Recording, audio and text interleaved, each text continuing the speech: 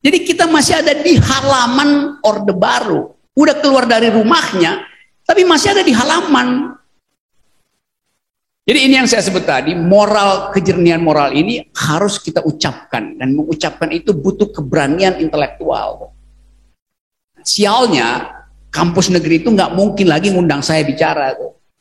Selama 8 tahun Presiden Jokowi memerintah, jumlah stunting tidak berkurang, bahkan bertambah. Jadi kalau kita lihat keterangan-keterangan pemerintah, tetap ambisi Pak Jokowi bukan soal bonus demografi, tapi IKN.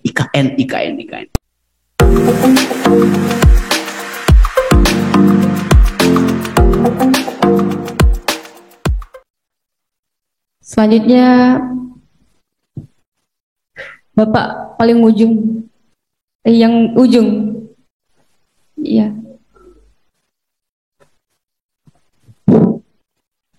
Terima kasih moderator. Salam kenal Bung Udarek Rocky Gerung. Saya Mesrawiman, dosen FAI. Oke, langsung saja karena waktu. Saya dihadapkan dengan gagasan-gagasan keilmuan dalam melihat politik. Namun ada yang tidak saya pahami, Bung. Ada ketidaksinkronan logika. Orang politik boleh berbohong, tapi tidak boleh salah. Ilmuwan tidak boleh berbohong, boleh salah. Sehingga idiom-idiom keilmuan yang Bung sampaikan untuk menyelesaikan bangsa ini, yang sekarang digunakan istilah darurat pikiran, yang mewarnai hari ini adalah Indonesia darurat pikiran, bukan darurat politik. Namun yang jadi persoalan, bab pikiran yang mana untuk menyelesaikan persoalan ini? Karena rata-rata setiap hakikat dan kualitas itu berubah dalam ilmu pengetahuan. Itu problemnya, dokter. Mungkin itu komen saya terkait dengan uraian Bung Rocky Gerung terhadap Indonesia darurat politik ini. Terima kasih.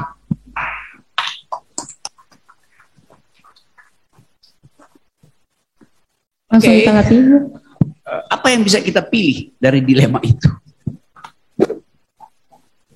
Anda pesimis atau optimis? Problemnya bukan pilihan pesimis atau optimis, tetapi mengambil keputusan. Jadi masalahnya adalah punya determinasi atau tidak itu. Bukan pesimis atau optimis, tapi determinasi. Jadi kalau kita mengerti bahwa setiap kali perubahan, dia menghendaki total. Perubahan itu disebut perubahan kalau terjadi secara total. Nah, ini memang problem kita sejak reformasi. Kan kita bicara tentang transisi demokrasi itu. Dari otoritarianisme pergi pada demokrasi. Sekarang problemnya adalah, kalau saya bertanya, kita sudah demokratis atau belum? Belum. Okay. Bukankah kita sudah keluar dari Orde Baru? Kenapa belum demokratis?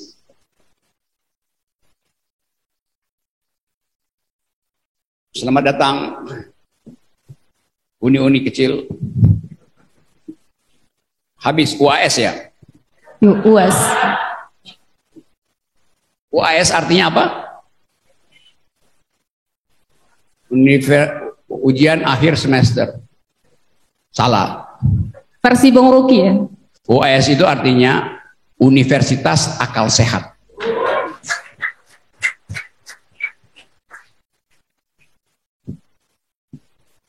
Atau ujian akal sehat.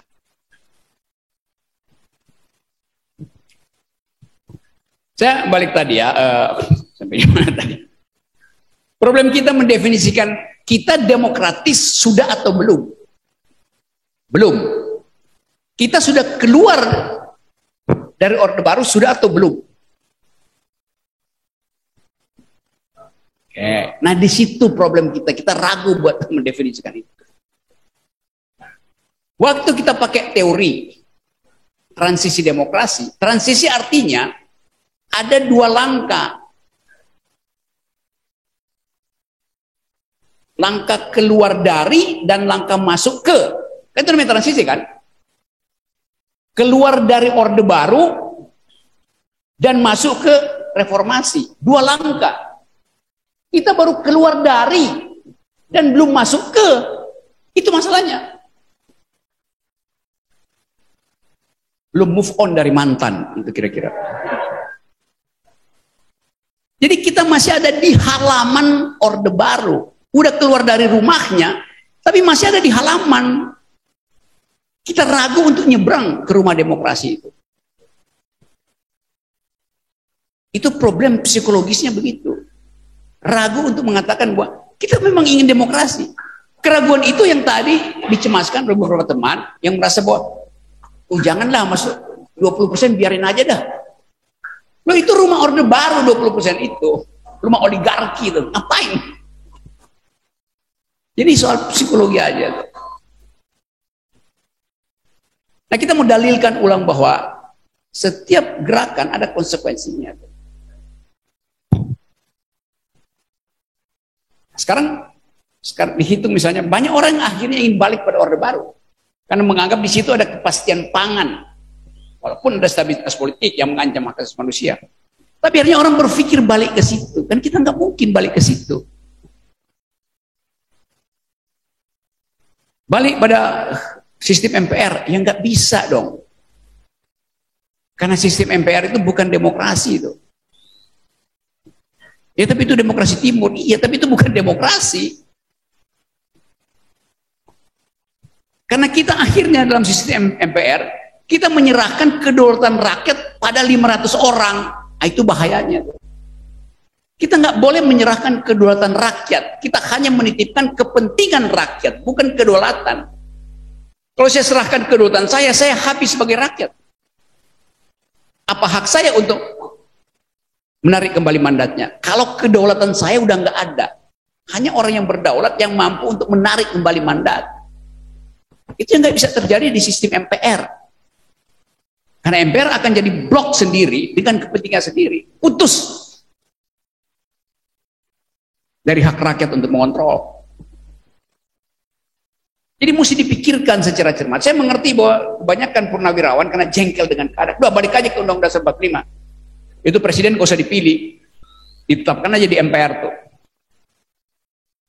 Oligarki senang karena lebih mudah. MPR cuma 500, ngeluarin 10M cuma 5T ongkosnya, jadi presiden. Ekonomi, analisis keekonomian itu juga mesti kita perhatikan. Jadi kalau Anda anggap bahwa ya itu lebih efisien, oh ya itu kita diintai juga oleh oligarki. Berapa sih 500 orang dikasih 10M satu kan udah 500 orang kasih 10M kan cuma 5 triliun. Apakah kita perlu 500 orang untuk jadi presiden? Enggak.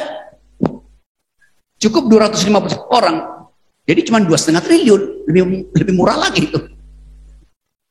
Jadi itu yang saya sebut kalkulasi rasional supaya kita hadapi langsung problem ini dengan langkah yang radikal, yaitu minta agar supaya threshold itu ditiadakan supaya kita lega bahwa kita punya hak yang sama dengan orang yang disurvei itu, bukan cuma yang disurvei aja yang berhak, padahal yang disurvei itu digaji oleh mereka yang punya uang. Jadi ini yang saya sebut tadi, moral, kejernihan moral ini harus kita ucapkan, dan mengucapkan itu butuh keberanian intelektual.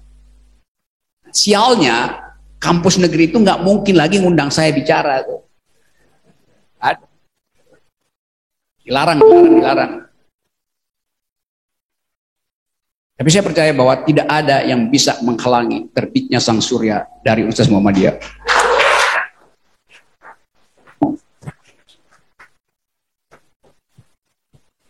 Selanjutnya silakan. Wah, bingung nih saya milihnya, Bung. Saya mau perempuan dulu ya. Duh. Saya yang bingung jadinya udah. Takut nggak dipilih nanti dihadang di depan pintu kan? Mahasiswa yang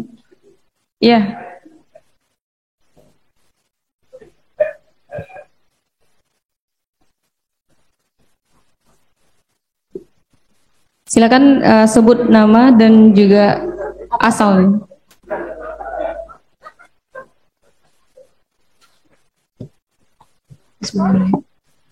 Assalamualaikum warahmatullahi wabarakatuh. Nama saya Hafsa Astuti BM. Saya dari Fakultas Ilmu Sosial dan Ilmu Politik di UM Sumatera Barat.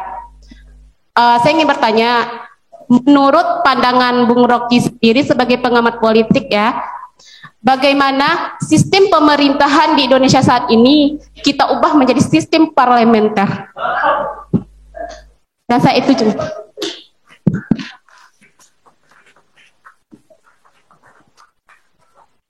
Ya.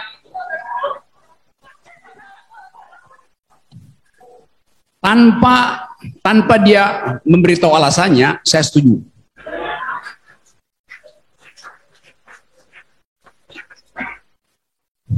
Karena di dalam sistem parlementer lebih terbuka kita untuk bicara.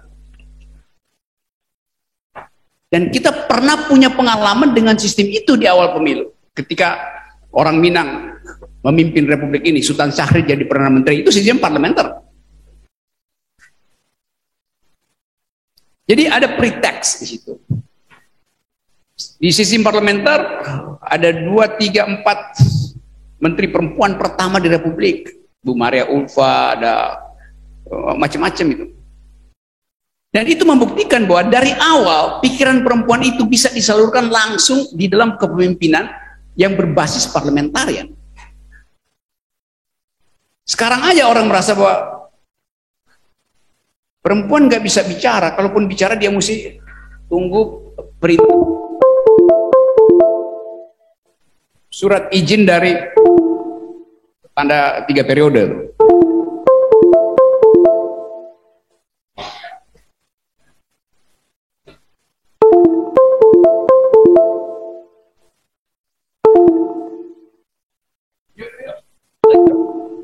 TikTok.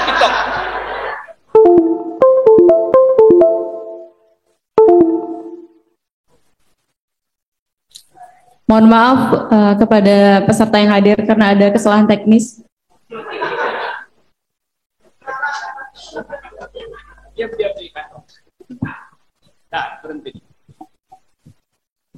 Jadi bayangkan tiba-tiba ada proposal yang agak aneh datang dari suara perempuan.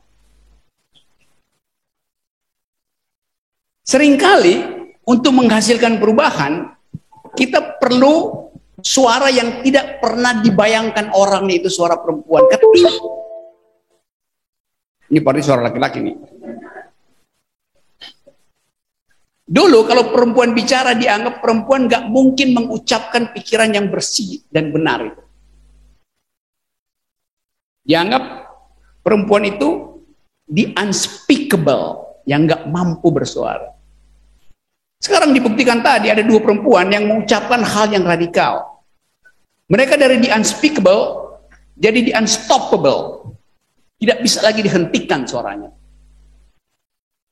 Dan di seluruh dunia kepemimpinan perempuan justru sedang diajukan sebagai alternatif. Jadi tadi kenapa kita nggak ganti aja sistem parlementer? Kan faktanya kita multi partai, bikin aja parlementer. Apa susahnya? Lebih gampang sebetulnya. Representasi melalui partai, harusnya dalam multi partai bikin parlementer. Itu ada peralatan untuk membongkar sistem yang sekarang itu. Peralatan yang diajukan oleh seorang perempuan. Dulu di Amerika, ketika patriarkisme masih berjaya, orang berpikir bagaimana cara membongkar patriarkisme. Lalu datang seorang perempuan, namanya Audre Lorde. Dia menulis tesis, mungkin cuma 7 halaman, esai ringkas, yang dia beri judul The Master's Tool Will Never Dismantle the Master's House. Peralatan raja tidak bisa dipakai untuk membongkar istana raja. Jadi mesti ada peralatan dari luar. Itu yang kemudian jadi dalil politik feminis. Pakai peralatan dari luar. Kita tidak mungkin membongkar istana kekuasaan dengan fasilitas 20%, karena itu peralatan dia. mesti pakai peralatan dari luar, itu 0%. Demikian juga tadi, sistem presidensial tidak bisa dibongkar dengan cara-cara seperti sekarang, mesti dicari cara lain, yaitu sistem parlementer. Jadi terlihat bahwa apa yang ditawarkan tadi itu membuka pikiran baru. Wah, sangat mungkin kita bisa lanjutkan, bikin aja negara seperti Amerika, sistem negara bagian itu. Jadi itu dalil-dalil semacam itu yang saya senang, karena ada pikiran alternatif dari ruang kuliah Profesor Syafi'i Ma'arif ini. Terima kasih.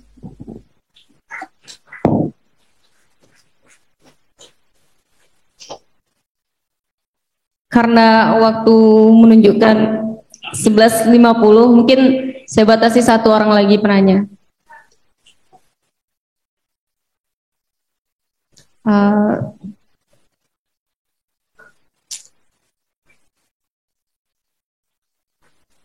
Yang paling ujung.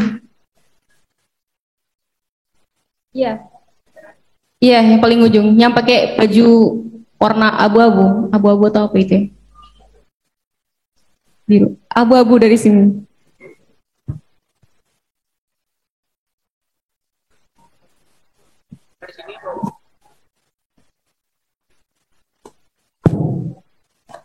Langsung singkat saja ya, udah ke pertanyaannya. Baik, Assalamualaikum warahmatullahi wabarakatuh. Perkenalkan, saya Muhammad Farid dari UIN Muhammadiyah Padang. Saya ingin bertanya, udah Presiden akal sehat. Pertama tentang bonus demografi. Nah, kita sering menggaungkan bonus demografi. Pertanyaannya adalah, apakah bonus demografi itu dipersiapkan atau hanya natural untuk timbul dengan sendirinya gitu? Kalau memang dipersiapkan, apakah kita harus mempersiapkan generasi yang melek politik atau generasi yang ya pragmatisme atau kapitalisme, atau bahasa sederhana dari Bung Rocky Gerung itu orang yang dari ATM ke toilet gitu. Itu pertanyaan pertama. Yang kedua, tentang muda melek politik. Sekarang maraknya partai politik menggaungkan muda melek politik dengan ya embel-embel gabunglah bersama kami, seperti itu. Apakah seorang pemuda ataupun mahasiswa harus bergabung dengan partai politik atau hanya menjadi pengamat politik atau sebagai konsultan politik saja?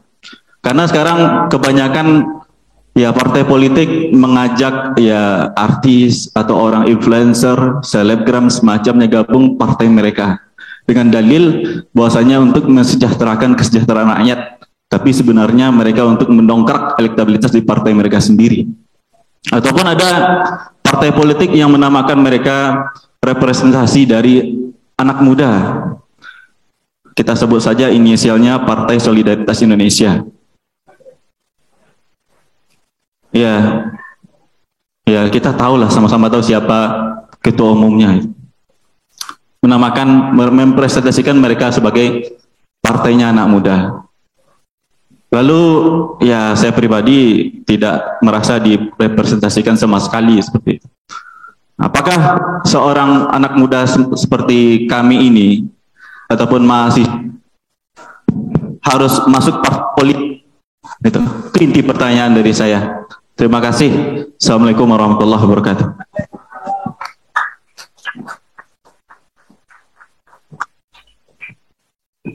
Oke, sekaligus saya rangkum kuliah hari ini supaya kita berakhir pas jam 12.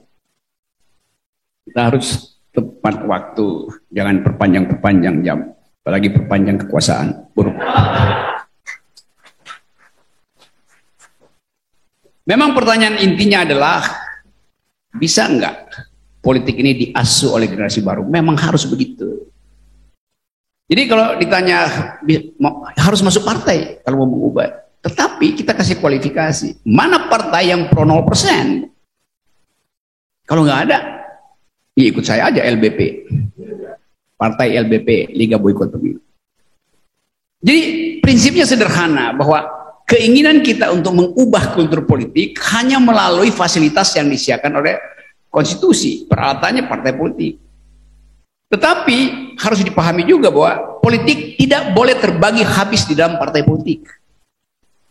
Karena itu ada hak untuk golput, ada LSM, ada jurnalis yang tidak bermarkas di partai politik, ada DPD yang tidak bermarkas di partai politik.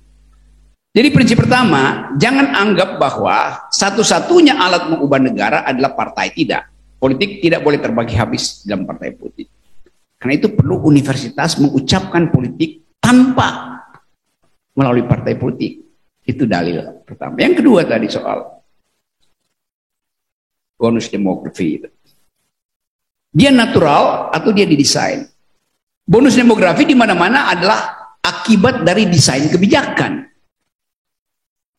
Kan kita ingin mereka yang hidup 10 tahun terakhir ini plus 10 tahun ke depan, dia akan menggantikan posisi-posisi demografi di negara lain. Bonus demografi itu tukar tambah dengan negara lain, bukan bonus demografi buat kita tuh.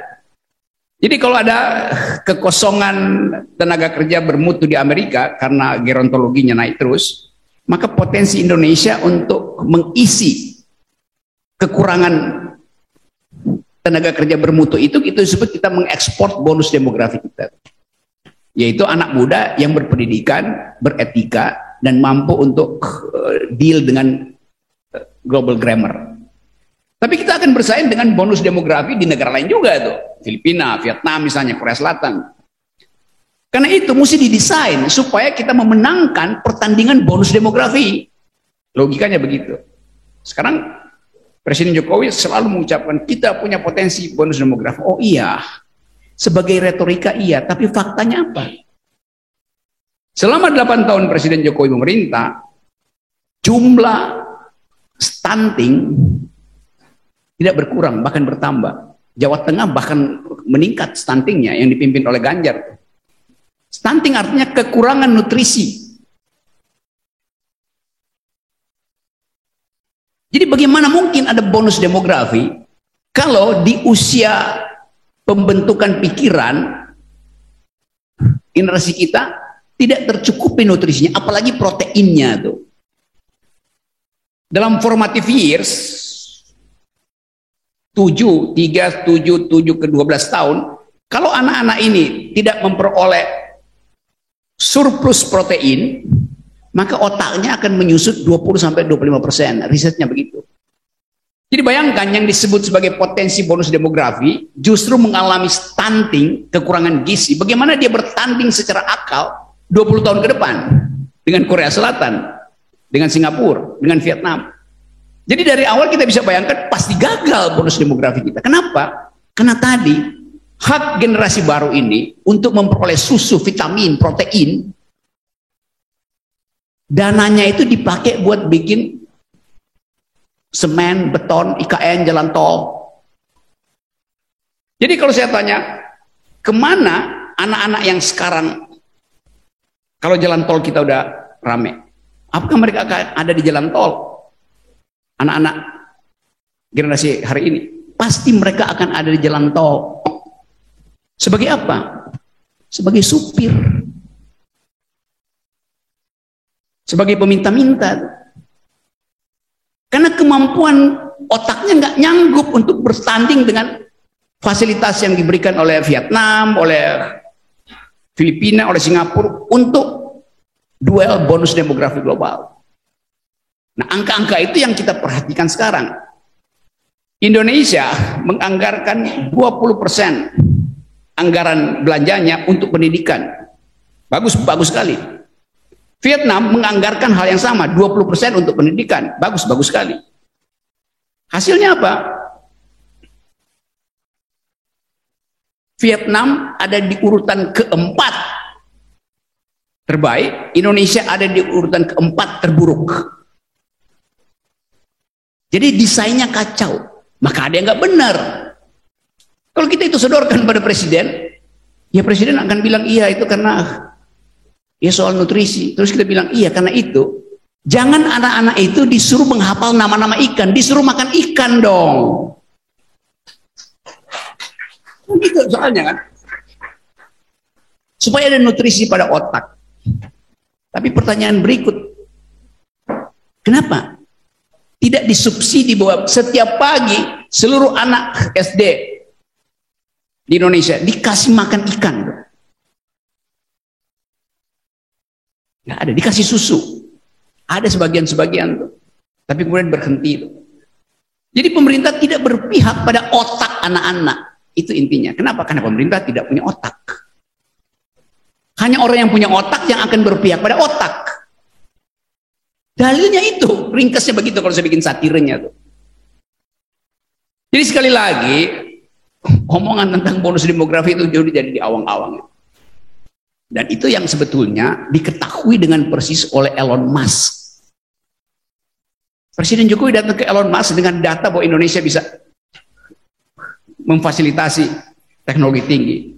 Elon Musk tanya pada stafnya, stunting di Indonesia berapa?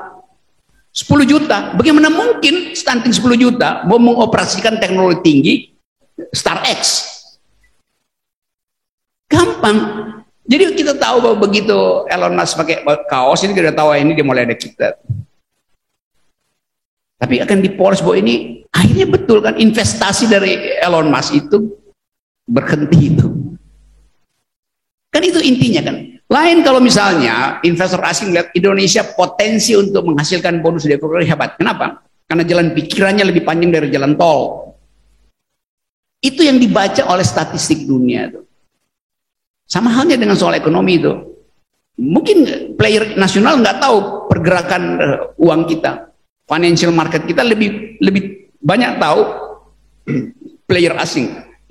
2 orang pemain financial global yang nongkrong di warung kopi di Orchard Road di Singapura lebih paham tentang arus masuk keluar Indonesia, tentang pergerakan uang di Indonesia, dan dia bisa putar-putar di depan komputer yang kecil itu untuk mengatakan kita beli, kita jual, kita beli, lalu harga dolar itu jadi volatile.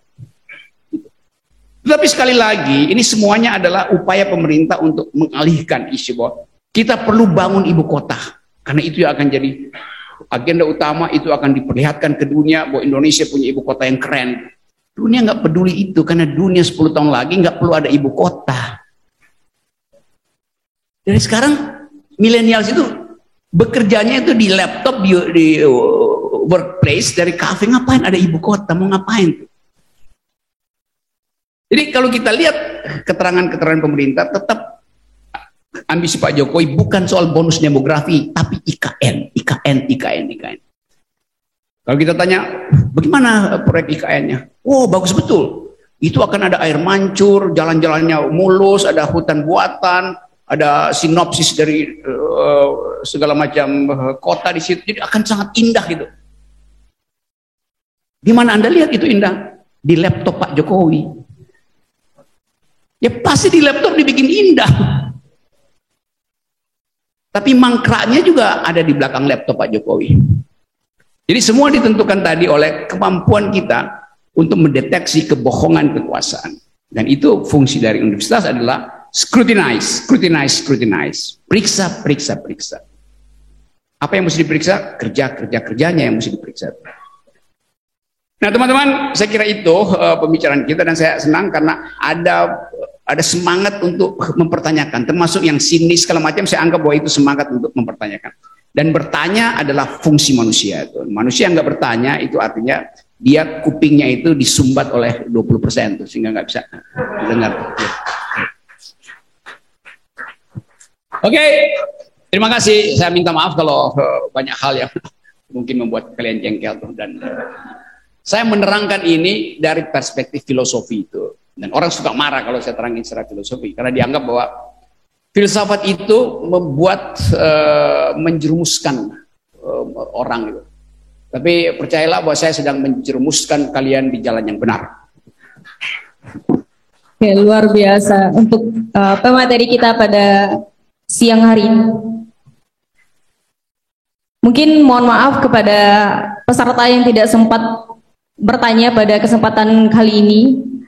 Karena antusias teman-teman untuk bertanya itu sangat luar biasa. Artinya sangat tinggi kepekaan peserta talk show untuk memperhatikan keadaan politik di Indonesia pada hari ini. Mungkin sepanjang dari diskusi kita banyak hal yang disampaikan oleh Bung Uda Rocky tadi. Semoga apa yang disampaikan oleh Uda Rocky tadi bisa kita implementasikan dalam kehidupan kita sehari-hari. Kita selaku mahasiswa sebagai agent of change dan tentunya harus lebih peka lagi, harus meningkatkan kepeduliannya lagi terhadap perpolitikan di Indonesia ini.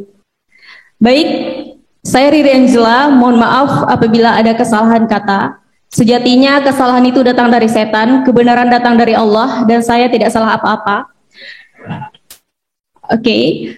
Saya Riri Angela selaku moderator pada talk show bersama Uda Rocky Gerung pada siang hari ini. Mohon undur diri, saya ucapkan dengan billahi fisabilillah haq, wassalamualaikum warahmatullahi wabarakatuh.